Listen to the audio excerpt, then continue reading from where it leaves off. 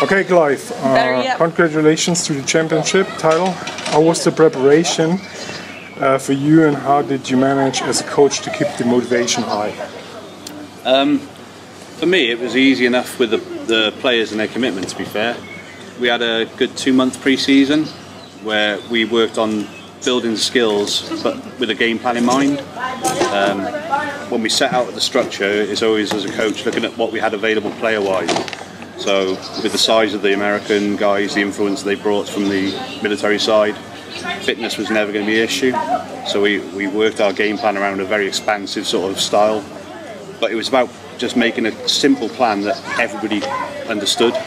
And from there, it was quite easy. We built slowly, structure phase by phase until 2 weeks out from the actual season. And then we started just putting the whole thing together. And what's good is players started to recognise then what we were doing had a purpose. You know, you do a simple drill, but when it actually equates to a game plan later on, everyone bought into it because it flowed quite easily from there. Cool.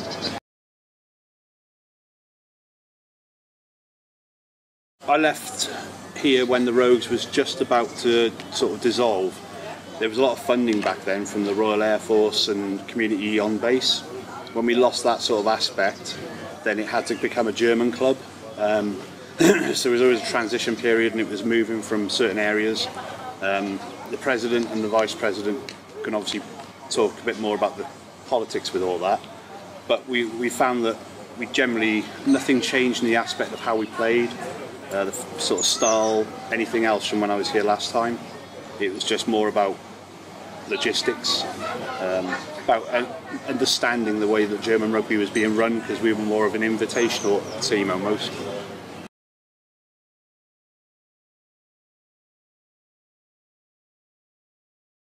Hochspeyer has been brilliant to us. We'll still play our matches at Hochspeyer, but as far as training goes, we'll do that out of Kaiserslautern field, because there's 2 pitches there we can utilise on a Monday and a Wednesday, and it means the men and the women's team can both train under better floodlights all year round, and it just means we're exposed to a bigger community where that is, because it's just obviously a larger city.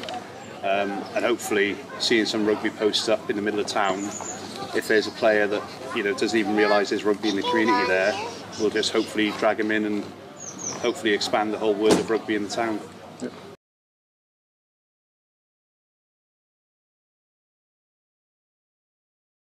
So if you're looking for the men, on Facebook, Hochspeyer Honeybadgers, or if you're looking for the ladies team, you have the Hochspeyer Eagles. We're training every Monday and Wednesday as soon as COVID allows us to, obviously. And it'll be down at SG Eintracht Kaiserslautern, which is just on the outskirts of K-Town itself. Any ability is welcome. One of the biggest things I'll always try and encourage is, it doesn't matter if you've played at a first division level or if you've never picked up a rugby ball. Obviously, we all know rugby's for every shape and size, otherwise I wouldn't play it. Yeah. And it's just about coming down, and it's the community aspect of it as well. We have some players who've come down, not really found their position, but they're still involved with rugby itself as kit men or water boys, and it's just about getting that out there. So every Monday and Wednesday when we start back up, but if you look on the Facebook for those 2 teams, you'll find us. Cool.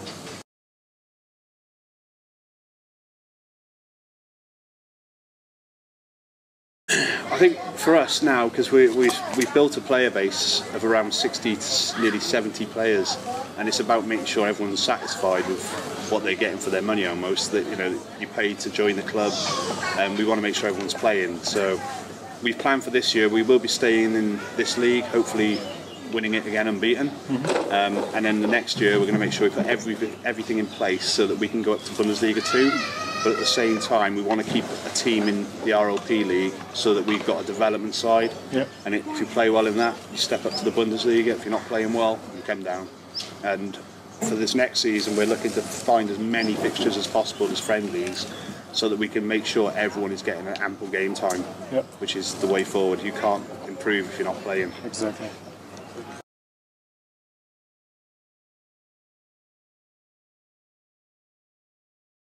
And we get a lot of time where people ask, is there a team? All players carry business cards with the team Facebook and everything on. So if they're in the gym and they see someone who's 6'7" and 85 stone and looks good for a prop forward, then they generally get a business card before they leave the gym. We do a lot of recruitment events on base, and we're looking to do more in the community now for the next season, because we do want to get more Germans involved, because as a team moves forward, we want to make sure that it's sustainable. We do have a rotation with a lot of military personnel, and the big crux is we want to aim at 30% minimum of German players for the future, so that we can sustain the rugby here. Cool.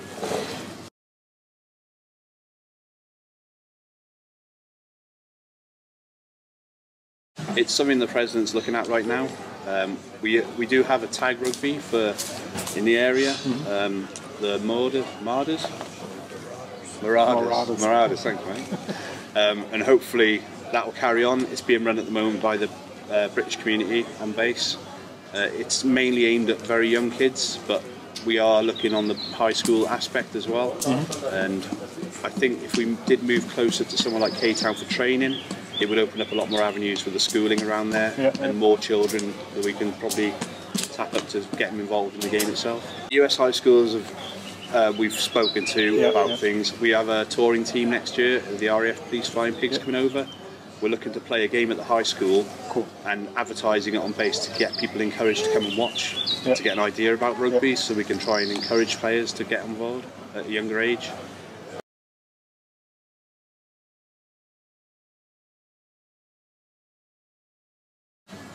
We're quite fortunate. We have Ken Brockless here, who's not only just an RAF coach, but he's an elite level coach back in the UK. And I think a lot of the players, not just from our team, but other teams, have all commented about how good he is actually as a referee for this area and this region.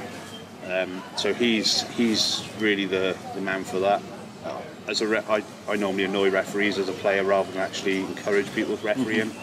He's looking to try and get involved with improving the standard, and not so much a sort of overall standard, but more of a continuity with refereeing, so we all know what refs are looking at in this league, and he's taken that on board.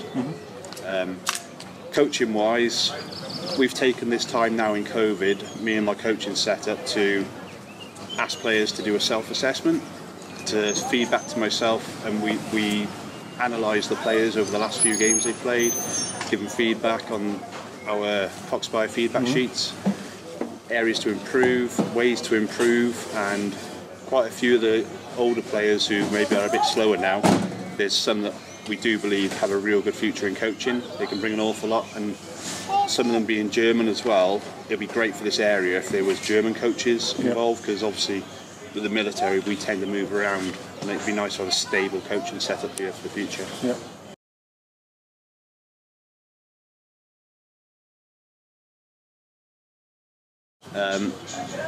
I think the biggest thing is continuity with refereeing standards, and it's something I know the league are looking at.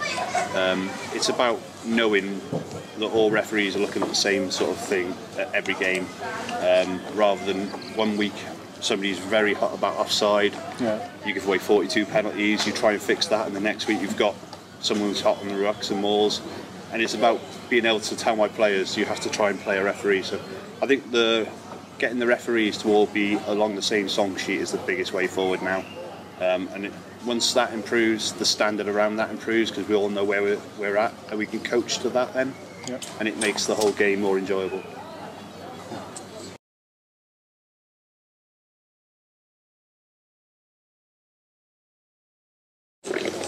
I think it's actually improved quite a bit over the last sort of 12 months. I think the introduction of an RLP regional team as well. There's always bitter rivalries when it comes to teams. We've obviously got our own rivalries.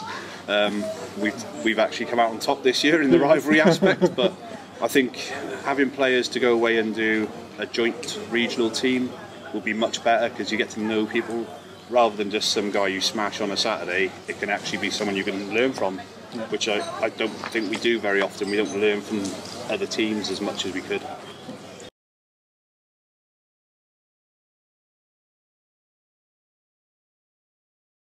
I think it's the only way forward, really.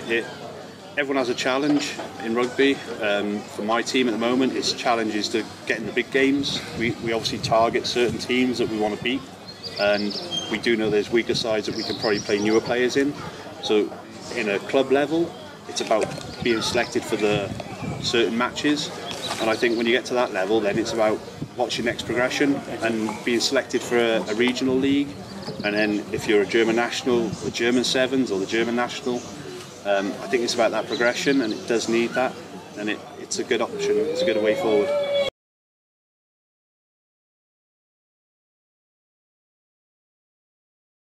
It's always difficult because obviously football is such a high-spirited game in Germany, and I think it's about targeting in schools at a younger age.